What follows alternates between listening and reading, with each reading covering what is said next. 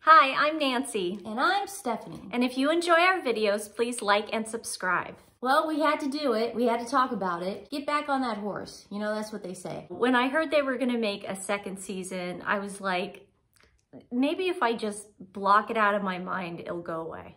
It didn't. No. And just like that. And just like that.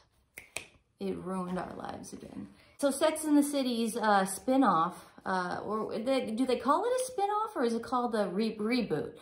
Sex and the City's reboot, and Just Like That, has a second season. And we just wanted to recap the first season with you guys and have you remember all the terrible things about it and how traumatic it was and how Nancy and I are both suffering from post-traumatic stress disorder. I don't know about you guys, but we are definitely suffering from it. Let's first talk about why we're fans of Sex and the City. Because it's freaking Sex and the City, man. Yeah, first of all, it's Sex and the City. It's Sex and the City. Okay? So it was just a different time. It was such a groundbreaking show.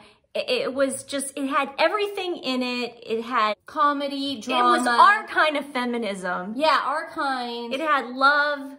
Fashion. It was just everything. Just everything. And the boy meets girl, the meet cutes. You know, there were always meet cutes. And then, of course, Big and Carrie. Oh my God. We needed them to be together. Oh my God. I hated Aiden and Carrie. I hated them. Well, I disliked them. But I liked his dog, but I did not like them together. No, that was so gross. Miranda and Steve. I co-signed on that one too. I loved Miranda and Steve. I don't know about you guys, but they were like, even from the day he started on the show where she went into that bar and she met him for the first time and he was being nice to her reading that book. I, for some reason, was like, those two have, I don't know if it was the actors or what, but they had the most amazing chemistry. Yeah. I'm so glad that they ended up together. Oh my God, that was one of the best. And then at the end, where they're at Brady's birthday party in the pantry, and he says, I love ya. And she goes, you do? Is it for me? So defining, so great, so amazing. And then we had to wait for Big to finally get his crap together. And at the very end of the show, he looks right at Carrie and he goes, Carrie, it took me a long time to get here, but I'm here. You're the one. Oh. And it was in Paris on a bridge. Yeah, so then we're thinking, okay, they ended this show perfectly. And then we're hearing that a movie's coming out and we're like a little weary of that, but we're still gonna go watch it. The movie's great too. I don't care if they weren't together half of the movie. They still got them together at the end of the movie. And I'm glad Samantha still didn't have a boyfriend. I thought that was great. I loved it was hilarious. Her in LA was hilarious. That was awesome, but at the same time it was just believable because she's really never good. She's not the marrying kind. She really isn't. Yeah.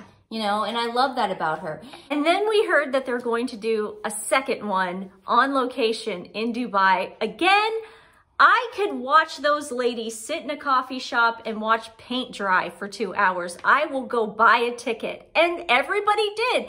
Both movies were huge successes. You know why? Because they stuck to the formula.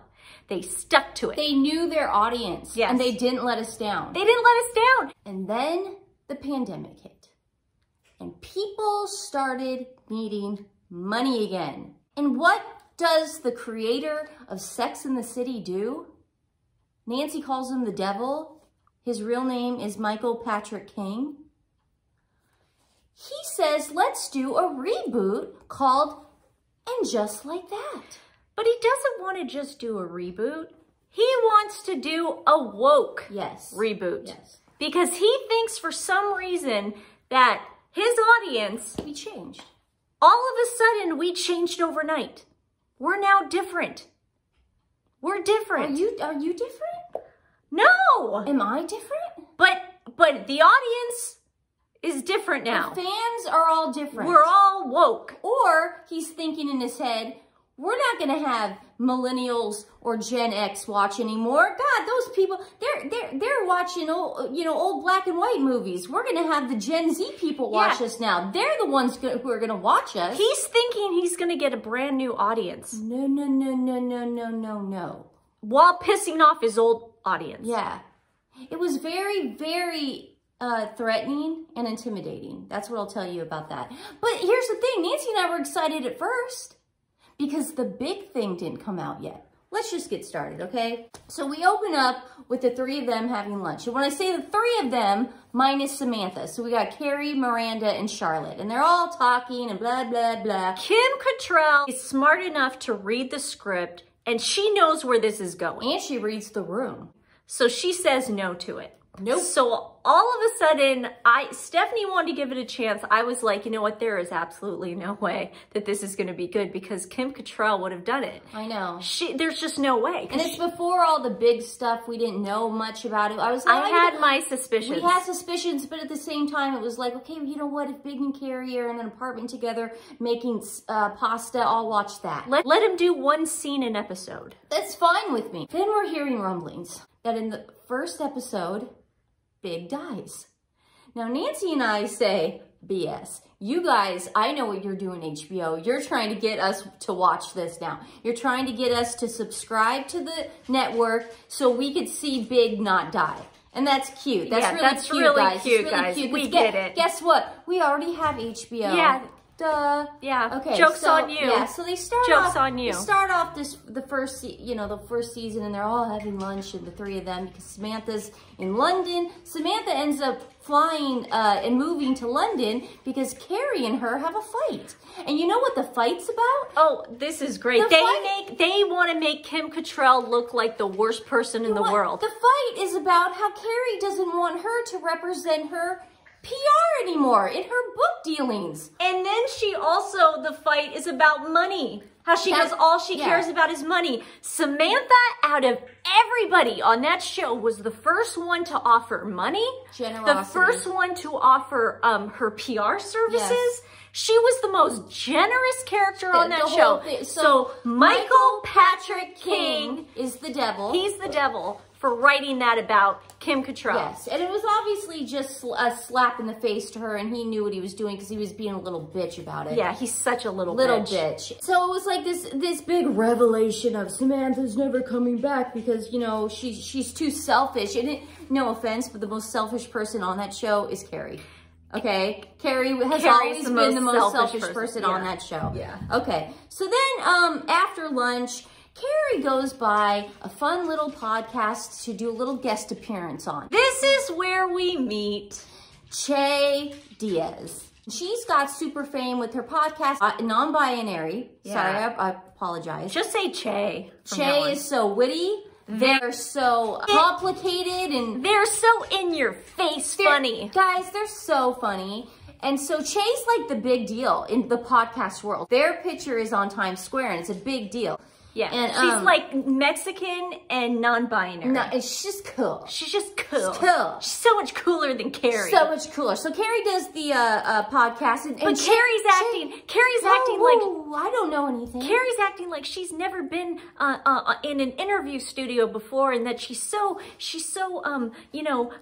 intimidated by Che because Che is so amazing. What can't Che not do? And also Che's having all this sex with different people. And talking about it. Carrie's married, and you know her sex life is, you know, it's dried up a little bit because she's married. Carrie never talked about having sex with lots of people. God, no. Che's the first one to ever bring up having sex with a lot of people before, and that intimidates Carrie because she doesn't know where that's coming from. But she's on the podcast, and they sort of get a rapport, so Che wants her back. You know, let's come back to the podcast. Che's thinking, wait a second, I could use you. I can use you on my outrageously witty, in your face, groundbreaking, break the glass ceiling podcast. Sex podcast. Yeah, it's about sex. So that relationship happens, and that's perfect. So that boring scene's over. And meanwhile, in Doesn't Make Sense land, Miranda's going back to college, dude. She's going back to college. And guess what, dude? She met a black person for the first time in her entire life. So she's acting like she's never met a black person, seen a black person on television, ever even read about a black person in literature. And guess what, guys? Guess who Miranda's talking to? Her new human rights professor. And she can't believe it because how could a black woman be a professor? That's crazy. Crazy that a woman, what was it? I mean, it was just there. It's insane. And you know what? There's a little lesson in there, Nancy. What's that lesson? I don't know. Yeah. I don't know. But the devil put it in there, Michael Patrick King. Yeah. And apparently he has issues. And then Miranda has a white savior moment where the professor gets beat at security. And instead of thinking, well, maybe she accidentally has metal or something in her purse, Miranda goes off on the security person because she can't believe that she's profiling a black woman. Yeah, she has to stand up for So she people. stands up for her. So there's Miranda's white savior complex. Oh, that's so cool. Coming out. It's so good. White savior complex is such a progressive thing to have these days. Kardashian, Everybody they all has do it. Yeah. Okay, so then that crazy scene. Later that day, the women and their husbands, minus Big, because Big's on a Peloton bike right now, working out. Yeah. They go to see Charlotte's oldest daughter, Lily, at her piano recital. Isn't that nice? They're all sort of like her aunts and everything. So they go to the piano recital. Charlotte does something really cool here. Yeah. She invites her new PTA friend who she's trying to impress because she wants to impress all the moms at Lily and Rose's school. And she's black. That's great. And Charlotte points that out. Yeah. That she's black. Yeah. It's not like, hey, this is my friend, you know, from PTA and our Like girls, a normal person. Like our girls go to school together. No, she's black. Yeah. She's black, guys. Yeah. Okay. And I'm her friend now.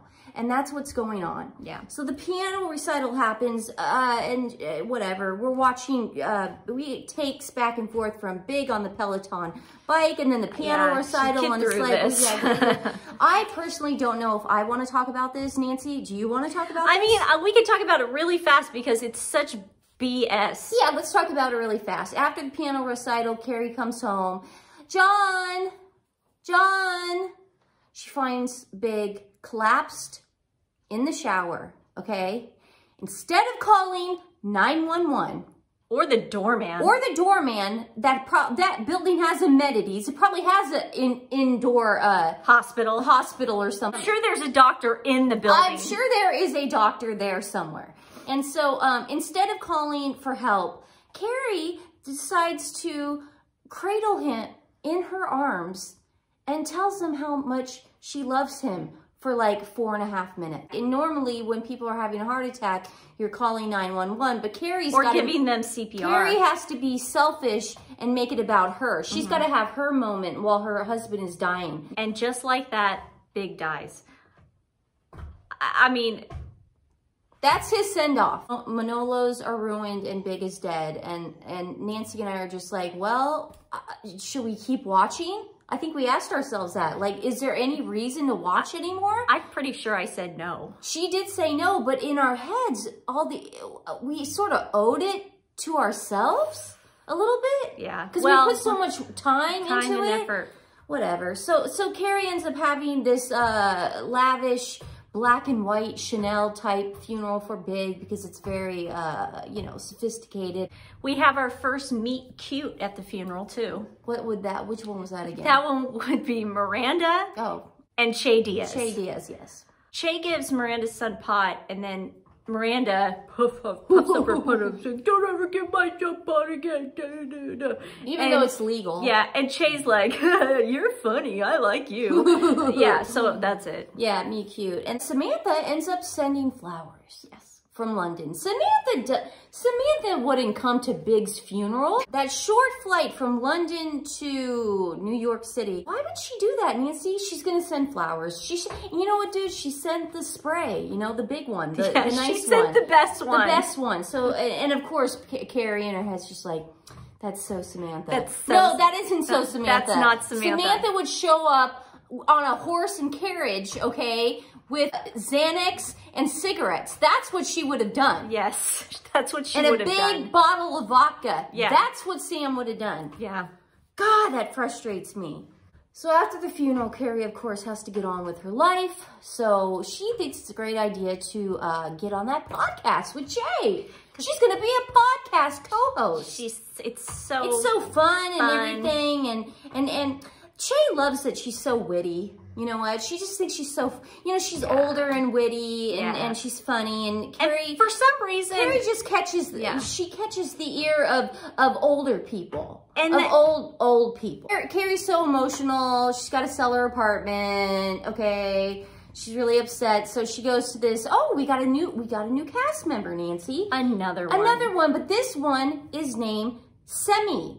And Semi is the real estate agent for Carrie. But guess what, dude? Semi is the exact carbon copy of Samantha. Oh my God. They talk the same, they have sex the same, they use guys the same, they're materialistic, they give Carrie the same advice.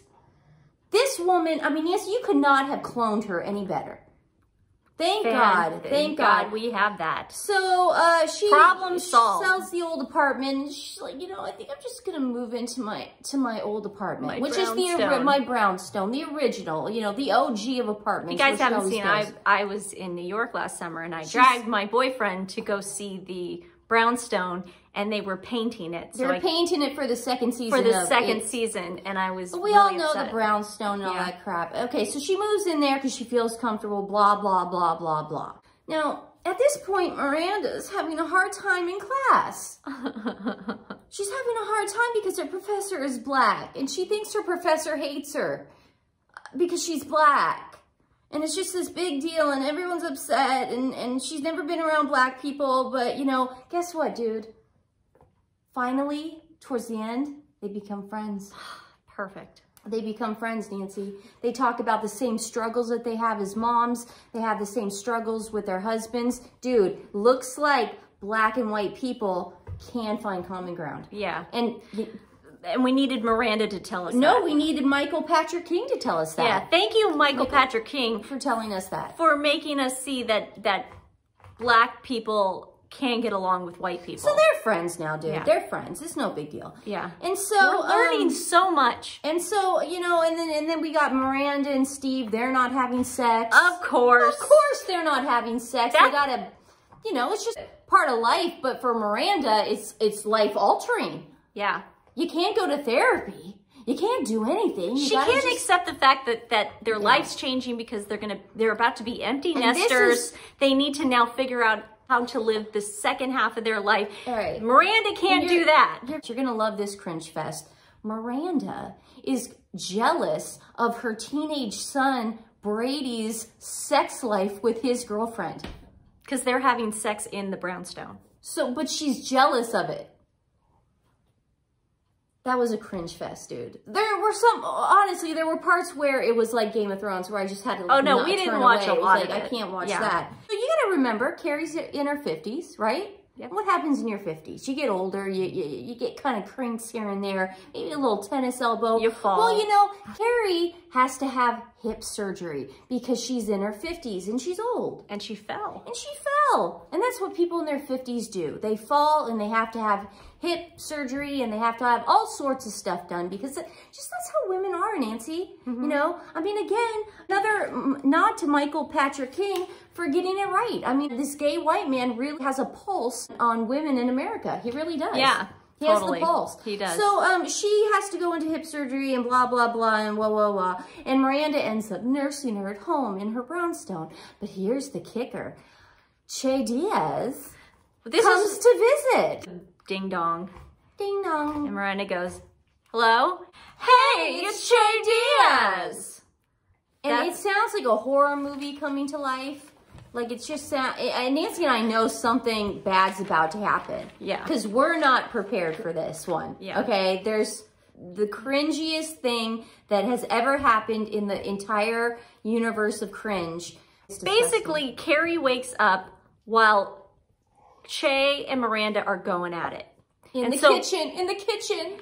And poor Carrie is on the bed and she can't move and she has to listen to the whole thing. And then she pees the bed because she couldn't call Miranda to get her up because that was Miranda's one job, to get her up and down from bed. And then Carrie actually defends Steve. She goes, how could you be doing this to Steve? And this is the thing, and I know what you're trying to do, Michael Patrick King. I know what you're trying to do.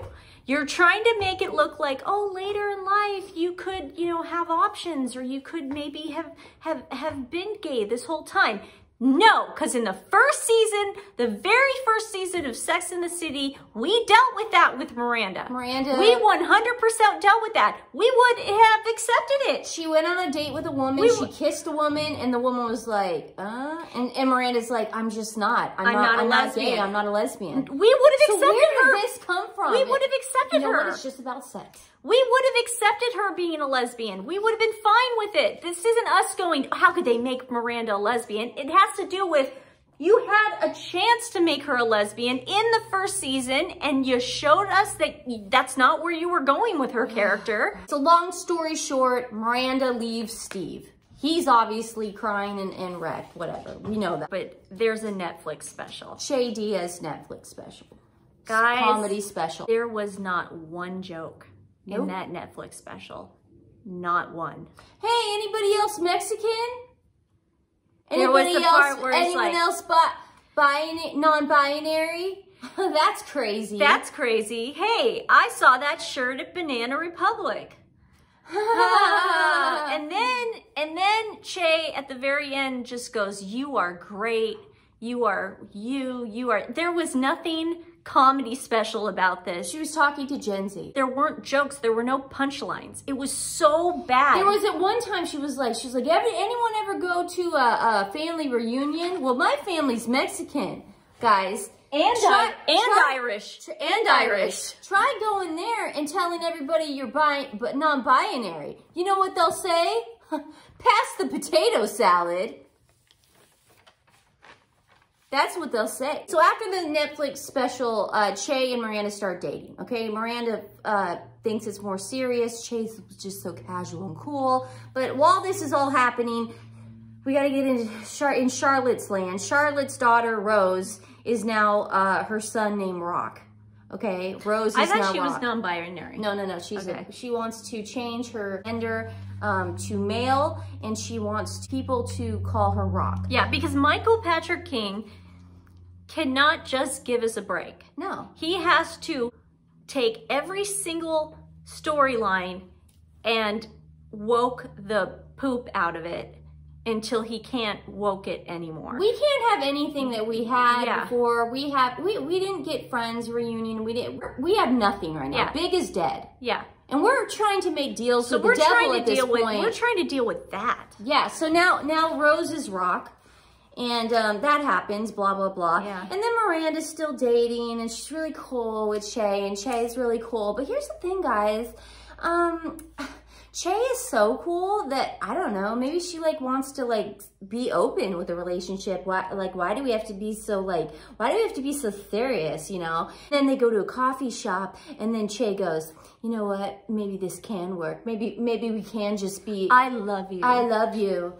I love you too, Miranda. I love you, Che. So they're in love now, and Che is no longer casual and cool. She's in a relationship with Miranda. But she's still casual and cool. Right, exactly. So then Che introduces Miranda to her family at a karaoke bar.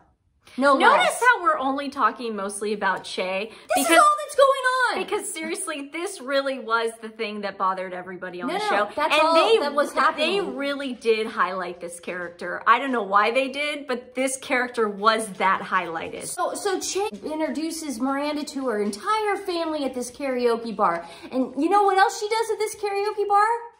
She tells everybody in the room that she's moving to LA. Che's so big that Hollywood called and they said, we gotta put Che on TV and we've gotta put Tony Danza as Che's dad. We have to. We have to. I mean, that binary and then Tony Danza's like, what? Okay, so that's that fun thing. Che's like, I want you to move with me. Just drop everything. Drop all your, I know you're friends with your black professor now, but just drop that. Move to LA and we'll be in the Hollywood scene. So Miranda's processing this, but when she's processing this, Che starts singing California Girls by the Beach Boys. And that is the end of that. So you see the wheels in Miranda's head turning, like, should I go to LA or should I stay here in New York where I have all my friends and I have my classes and I can better myself as an attorney? I could be my human rights lawyer, everything that I wanted to be in the last finale. Yeah. But the way Che sings is like, Che doesn't like sing. Che like talk sings. Yeah. Well, East Coast girls are hip. I really dig those styles they wear. Yeah, it's sort of like this weird Carol Channing thing going on. I don't know what it is. I just want to say, we didn't skip this part, but Michael Patrick King wanted to make Miranda an alcoholic. Here's the problem with this, Michael. He drank a couple glasses of wine, then went to Carrie and said, I'm never drinking again. I'm never drinking again. And Carrie goes, I'm so proud of you. That was her storyline as an alcoholic. Last night I drank 2 glasses of wine. No meetings, nothing. Just telling Carrie, you know, Nancy, I'm never drinking again. Yeah. That was her alcohol. I'm a lesbian and an alcoholic. Michael Patrick King is just making a mockery of women. Just the misogyny because we're of this man. Because also, Carrie's new friend, who's like her new best friend, Samantha's replacement, she then takes her to a Diwali festival. Yes. So he manages to do cultural appropriation as well. Yeah. And puts Carrie in this Diwali outfit. So Michael Patrick King covers everything, base. And then every offensive base he can cover, everything. He covers. Yeah, offends the crap out of women, man. Just women. He really hates women. He does. I mean, if you watch this, he really hates women, man. Yeah. And so the whole Charlotte thing and Lisa, they become friends over PTA. Now they're friends, dude. Yeah. And so they're co-PTA friends. So Charlotte has a black friend. Her daughter is is a boy. Miranda's a lesbian. Miranda has a black friend. She was an alcoholic for a day. And Carrie has an Indian friend who's a slut. Who's a slut. And so then we get to this coffee shop and we see Big's brother, who's so hot.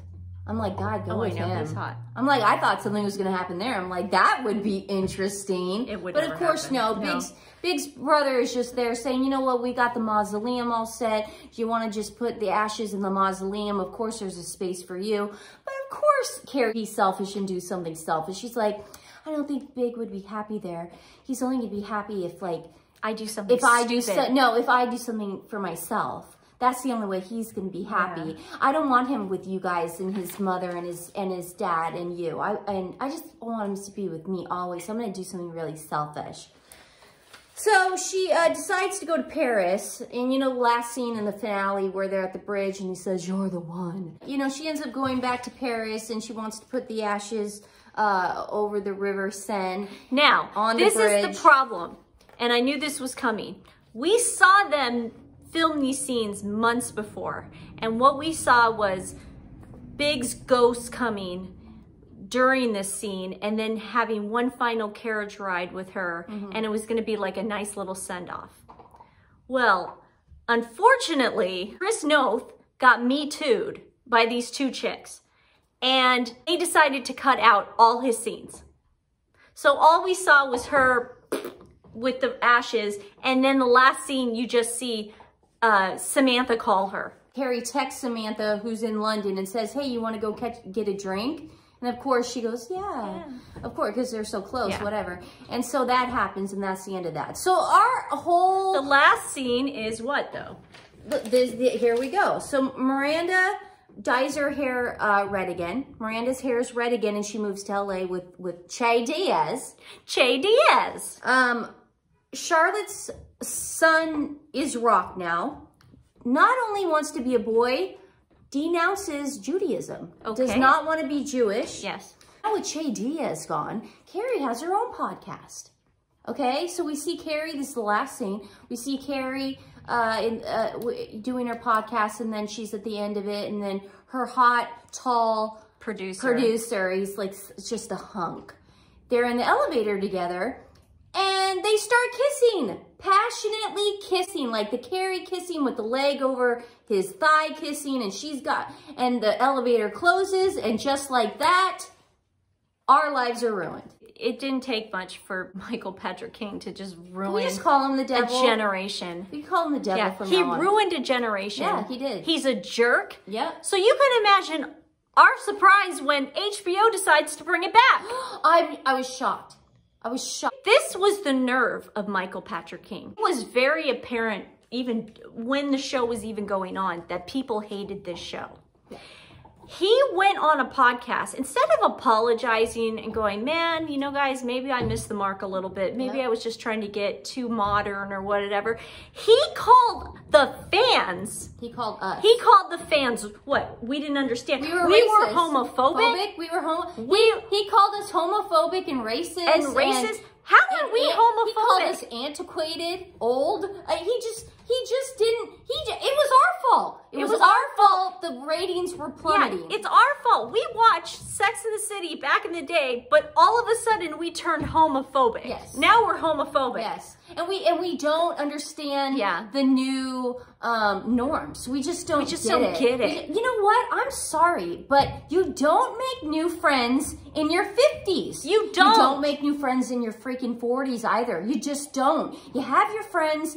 They're ride or dies, and that's it, guys. You don't go, oh, look, I'm going to make a friend with her because she's black. I'm going to go to That's Diwali. the problem. You know who's the racist in this? Michael Patrick King. Him doing all these things going, look, okay, we got to do this black person We got to check this box. Check this box. Make sure this person is trans. Get rid of the Judaism thing altogether. We can't be have Jewish, any religion. Non-denominational stuff. It was, you know, and I'm really upset about it. Nancy's really upset about it. They're coming back, and then we thought, well, maybe they'll come back and not have Che Diaz. They're going to bring back Che Diaz. We couldn't understand why they were getting backlash. Yeah, like Michael Patrick King could not grasp that his scripts and his casting missed the mark.